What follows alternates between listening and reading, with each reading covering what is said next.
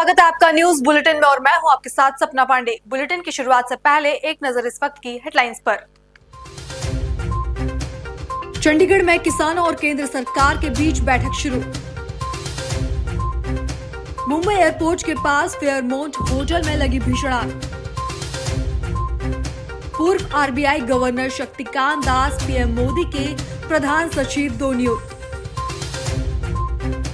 दिल्ली में बीजेपी विधायक दल की बैठक कल, सीएम रेखा गुप्ता समेत पूरी कैबिनेट होगी शामिल। 25 फरवरी को दिल्ली विधानसभा में पेश की जाएगी सीएजी रिपोर्ट। बड़ी खबर छत्तीसगढ़ के रायपुर से है, जहां बीजेपी ने की पर्यवेक्षकों की नियुक्ति। पर्यवेक्षक नगर पालिकाओं में सभापति का करेंगे चयन। जगदलपुर के लिए नारायण चंदेल बनाए गए पार्टी की ओर से पर्यवेक्षक।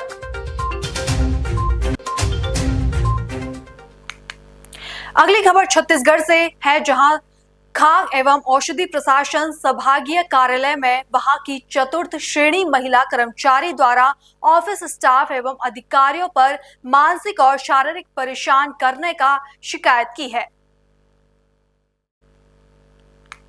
महिला अब पत्रोपति होकर नमूना सहायक के पद पर आ चुकी है और उसके द्वारा बीते 20 जनवरी को परेशान करने का शिकायत दुर्ग जिला कलेक्टर जनदर्शन में की गई है। उसकी फाइल को लंबे समय तक दुर्ग सीएमएचओ द्वारा दबाकर रखने की बात सामने आ रही है, क्योंकि इस मामले में हीला हवाला करने का पूरा वाकया दिख रहा है।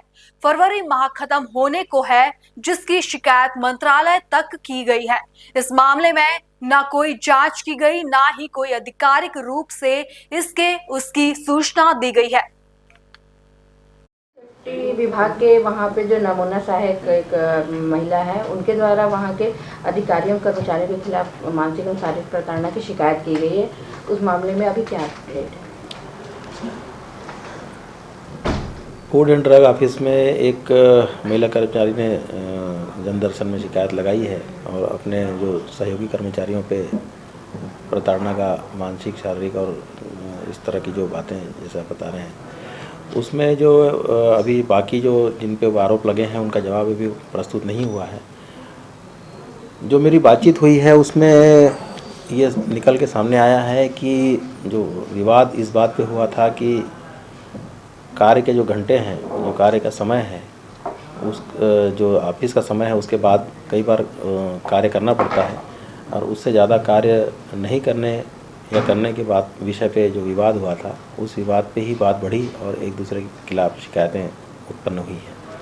तो चूँकि मामला जनवरी का है और अभी फरवरी भी लगभग आधा निकल गया, तो अभी तक के मामले को पेंडिंग रखने की वजह क्या रही? क्योंकि शिकायत बहुत पहले से और लगभग पूरे वहाँ के स्टाफ के खिलाफ हुई है, तो इसके पीछे क्या कारण होगा? मामला में लगा था सर, क्योंकि जनदर्शन के थ्रू मामला पेंडिंग तो नहीं है। जब 26 जनवरी को मैं वहाँ गया था तो मैंने उनसे इसके बारे में रिपोर्ट प्रस्तुत करने कहा था।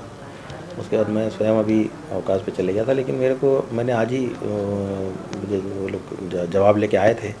क्योंकि आज वाहन शाखा और जो जनदर्शन देखता है जो बाबू, वो है नहीं, तो वो जवाब आज दाखिल नहीं हो पाया। वो जवाब दाखिल होने के बाद ही विस्तृत जानकारी मैं आपको दे पाऊँगा। सर, कब तक उम्मीद कर सकते हैं कि इसकी विस्तृत जानकारी?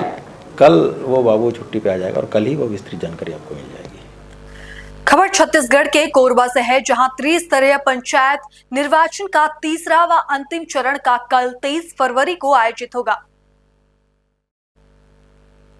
कोरबा जिले के कटघोरा व पाली जनपद पंचायत में पंच, सरपंच, जनपद सदस्य और जिला पंचायत सदस्य के लिए मतदान संपन्न होगा। मतदान सुबह 7 बजे से प्रारंभ होकर शाम 3 बजे तक चलेगा। इसके लिए आज कटघोर व पाली क्षेत्र से मतदान दल निर्धारित मतदान केंद्रों के लिए सामग्री लेकर रवाना हुए। उन्होंने मतपोटी के साथ मतदान संबंधित अन्य सामग्री भी प्रदान की गई। बता दें कि कलघोटी व पाली विकास खंड में कुल 2,82,000 मतदान है, जहां 154 पंचायत के लिए कुल 19 सेक्टर में मतदान केंद्र बनाए गए हैं, जिसमें लगभग 1,500 मतदान कर्मियों की ड्यूटी लगाई गई है। चरण पे है, किस प्रकार की व्यवस्था है सर? आज यहाँ पर त्रिस्तरीय पंचायत चुनाव के अंतिम चरण में कटघोरा और पाली इन दोनों जनपदों में मतदान होगा। आज इसके लिए टीम की रवानगी यहाँ कटघोरा से हो चुकी है और पूरी टीम की तैयारी है और इसको व्यवस्थित तरीके से फिर अंतिम चरण का चुनाव भी यहाँ पर संपन्न करवाया जाएगा। सर कितने मतदान कर्मी लगे हुए हैं इस चुनाव कराने में? इस तृतीय चरण में अगर आप एवरेज लेंगे तो लगभग 1500 के करीब मतदान कर्मी कटघोरा और पाली इन दोनों जनपदों को मिलाकर मतदान और मतगणना कार्य को संपन्न करवाएंगे। सर आज मतदान का तृतीय चरण का आज अंतिम चुनाव का है, किस प्रकार की पुलिस व्यवस्था किया गया है? पंचायत चुनाव का तीसरा चरण है जिसके संबंध में आज ड्यूटी वितरण किया जा रहा है। कटघोरा और पाली में बल का वितरण किया जा रहा है। लगभग 1000 का बल पुलिस बल लगा हुआ है सभी जगह और क्षेत्र की संवेदनशीलता के आधार पर पुलिस पेट्रोलिंग, सेक्टर पेट्रोलिंग और पोलिंग बूथ पर बल लगाया गया है। खबर उत्तर प्रदेश के जनपद हापुड़ से है, जहां के थाना हाफिजपुर परिसर में नवनिर्मित अंकुतक कक्ष का जिलाधिकारी प्रेरणा शर्मा व पुलिस अधीक्षक कुंवर ज्ञानंजय सिंह ने संयुक्त रूप से फीता काट कर किया। पुलिस अधीक्षक ने बताया कि नवनिर्मित अंकुतक कक्ष में फरियादियों को जरूरी सुविधाएं दी गई है। फरियादियों के लिए बैठने तथा पीने के पानी व आदि की खास व्यवस्था की गई है। इस कक्ष में थाना प्रभारी बैठकर फरियादियों की समस्याओं का भी निवारण करेंगे।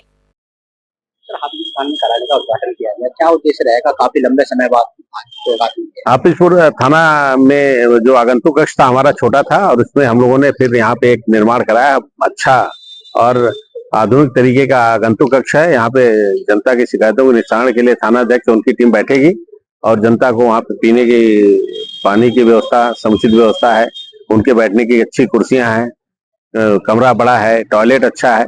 इस तरह से आगंतुकों के मतलब उनकी सुख सुविधा का ध्यान रखते हुए इस कक्ष का निर्माण कराया गया। आज इसका उद्घाटन जिलाधिकारी महोदया के साथ हम लोगों ने किया है।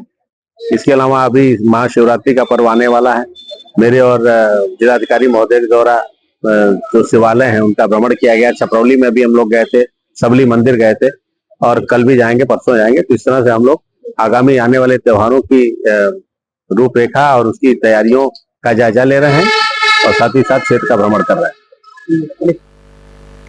खबरों का सिलसिला आगे भी जारी है, लेकिन फिलहाल लेते हैं एक छोटा सा ब्रेक।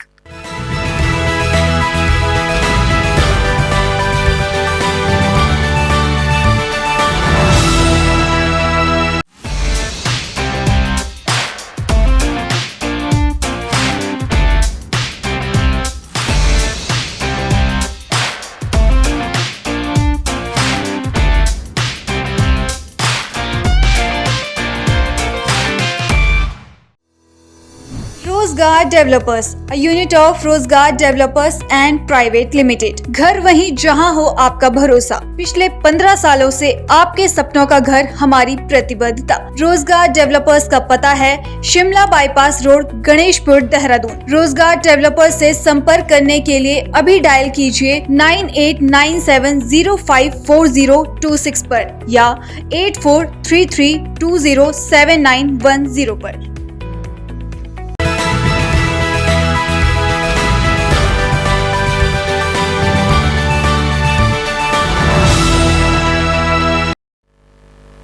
ब्रेक के बाद आपका फिर से स्वागत है। बड़ी खबर उत्तर प्रदेश के गाजीपुर से आ रही है, जहां पिकअप पलटने से हुआ हादसा। बता दें कि पिकअप में सवार 15 लोग घायल हुए। नंदगंज थाना क्षेत्र के नसीरपुर गांव की घटना। वाराणसी गोरखपुर हाईवे पर हुआ हादसा। महाकुंभ में स्नान करने प्रयागराज जा रहे थे पिकअप सवार। घायल इलाज के लिए गाजीपुर मेडिकल कॉलेज में भर्ती।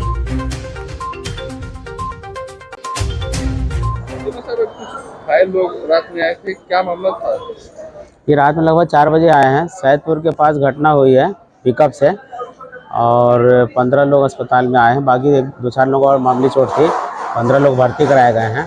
क्या बताया गया इन लोग बताया गया कि पिकअप से थे ये लोग, कुंभ से नहा के आ रहे थे लोग और बिहार के रहने वाले हैं, छपरा सारण जिला के। क्या स्थिति है इन लोगों सबकी जांच हो गई है, गंभीर कोई नहीं है, क्रिटिकल कोई मरीज नहीं है। की? क्या नाम है उसका? हरिंदर महतो। हरिंदर महतो। क्या हुआ, क्या घटना हुई? आ रहे थे हम लोग यहाँ नहाने के लिए कुंभ मेला, गाड़ी अचानक एक ही बार गड्ढे में गिर गई। उसमें थे हम लोग 25-26 आदमी थे, 24 आदमी। कैसे गिर गई अचानक? अब हम लोग को पता नहीं था कैसे गिर गई। कौन सी गाड़ी? पिकअप। पिकअप थी। कितने लोग सवार थे पिकअप में? 24-25 आदमी था। कहाँ से आ रहे थे आप लोग? हम लोग बिहार से, छपरा से। बिहार के छपरा के रहने वाले आप लोग हैं? हाँ, अच्छा, सभी लोग घायल हो गए? पूरा सब लोग घायल है। सभी लोग घायल हैं। और ड्राइवर की क्या स्थिति है? उसका वो सही है। अगली खबर छत्तीसगढ़ के रायपुर से है, जहां मुख्यमंत्री विष्णुदेव साय की अध्यक्षता में कैबिनेट की अहम बैठक में कई बड़े फैसले लिए गए। राज्य का बजट मंजूर हुआ और वित्तीय वर्ष 2025-26 का बजट विधानसभा में पेश करने को हरी झंडी मिली। किसानों को बड़ी राहत मिली, जिसमें धान खरीदी भुगतान के लिए 3,300 करोड़ रुपए की अतिरिक्त राशि स्वीकृत किया गया। बीज उपलब्धता पर बड़ा फैसला लेते हुए किसानों को गुणवत्ता युक्त बीज देने के लिए नियमों में बदलाव कर पंजीकरण किसानों से ही बीज की खरीद की जाएगी। आज राज्य मंत्रिपरिषद की बैठक मुख्यमंत्री विष्णुदेव साय जी की अध्यक्षता में संपन्न हुई है। बैठक में 2024-25 के तृतीय अनुपूरक अनुमान का विधानसभा में उपस्थापन के लिए छत्तीसगढ़ विनियोग विधेयक 2025 के प्रारूप का अनुमोदन किया गया। मंत्रिपरिषद द्वारा बजट अनुमान वर्ष 2025-26 का विधानसभा में उपस्थापन के लिए छत्तीसगढ़ विनियोग विधेयक 2025 के प्रारूप का अनुमोदन किया गया। मंत्रिपरिषद द्वारा राज्य के किसानों को नवीन उन्नत किस्मों और गुणवत्ता युक्त बीजों की उपलब्धता सुनिश्चित करने के लिए छत्तीसगढ़ राज्य भंडार क्रय नियम 2002 के नियम 4 में छूट प्रदत्त संस्थाओं की सूची में विस्तार करने का निर्णय लिया गया, जिसके तहत सर्वप्रथम बीज का उपार्जन बीज निगम द्वारा राज्य के पंजीकृत बीज उत्पादक किसानों से किया जाएगा।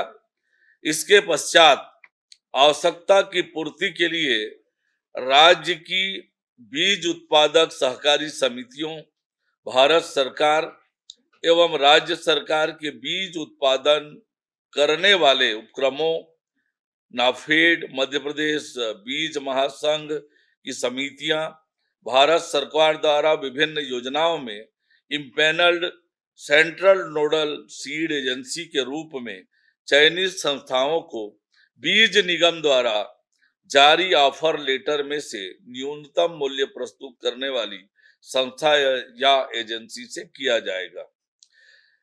छत्तीसगढ़ लोकतंत्र सेनानी सम्मान विधेयक 2025 के प्रारूप का अनुमोदन किया गया।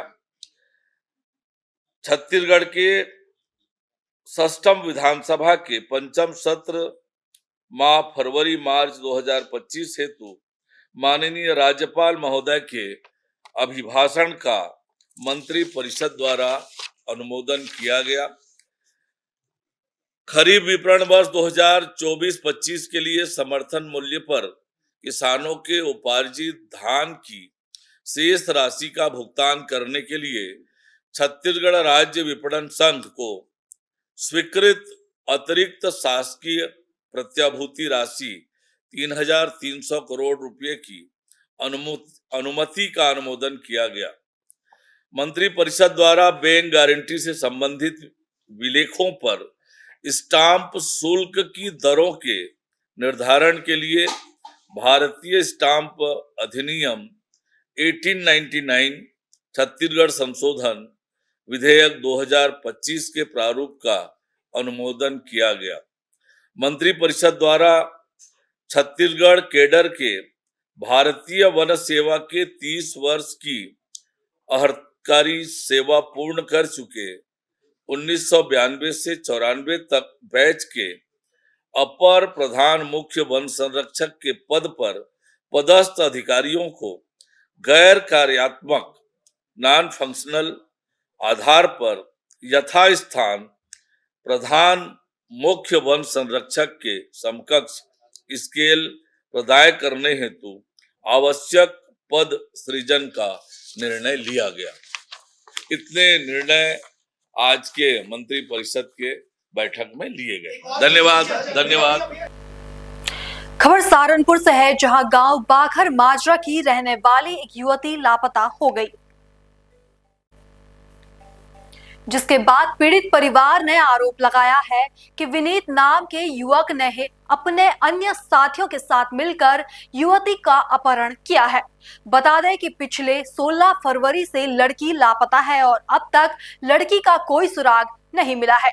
युवती की मौसी और पिता ने आरोप लगाया है कि पुलिस इस मामले को लेकर ढूलमूल रवैया अपना रही है। पुलिस की कार्यशैली को लेकर पीड़ित परिजन पिछले 24 घंटे से धरने पर बैठे हैं और परिजनों का कहना है कि जब तक हमारी लड़की सकुशल बरामद नहीं होगी, हम यहां से बिल्कुल नहीं उठेंगे। नमस्कार, आप देख रहे हैं पल्स 24 और मेरा नाम है पुरुषोत्तम सैनी। जनपद सहारनपुर की नकुड़ विधानसभा का एक मामला सामने ऐसा आया है कि जिसको लेकर अगर आप सुनेंगे तो आपके भी शायद होश उड़ जाएंगे। मामला एक गांव से जुड़ा हुआ है और एक लड़की की बरामदगी को लेकर जो है उसके परिवारजनों में भारी आक्रोश है। बताया जा रहा है कि पिछली 16 तारीख को उस लड़की की जो है घर से लापता हो गई।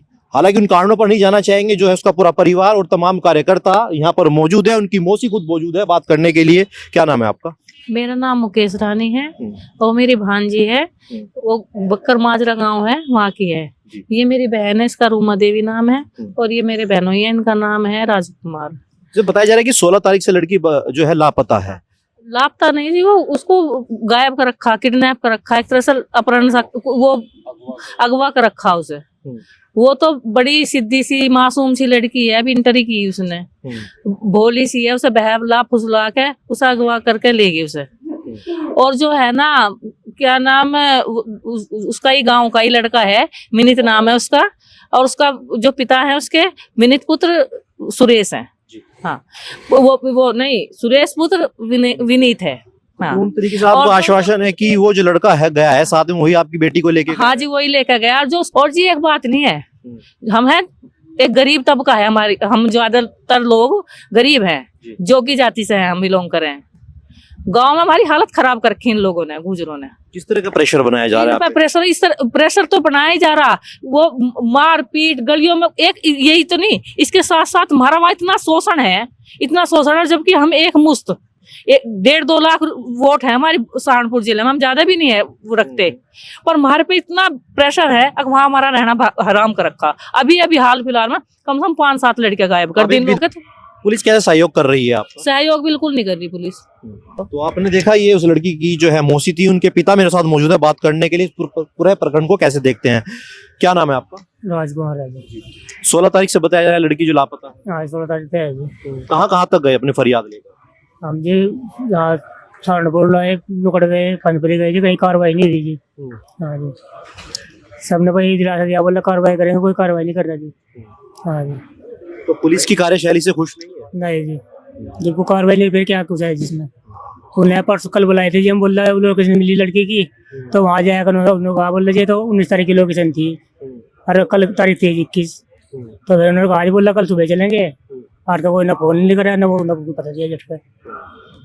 तो आपने देखा ये लड़की के परिजन थे और साथ में जो धरने पर बैठे हुए, जो पिछले लगभग 1 सप्ताह जो हो चुका है, अब तक लड़की की जो है सकुशल बरामदगी नहीं हुई है। और कांग्रेसी वरिष्ठ नेता मनीष त्यागी भी मेरे साथ जुड़ चुके हैं।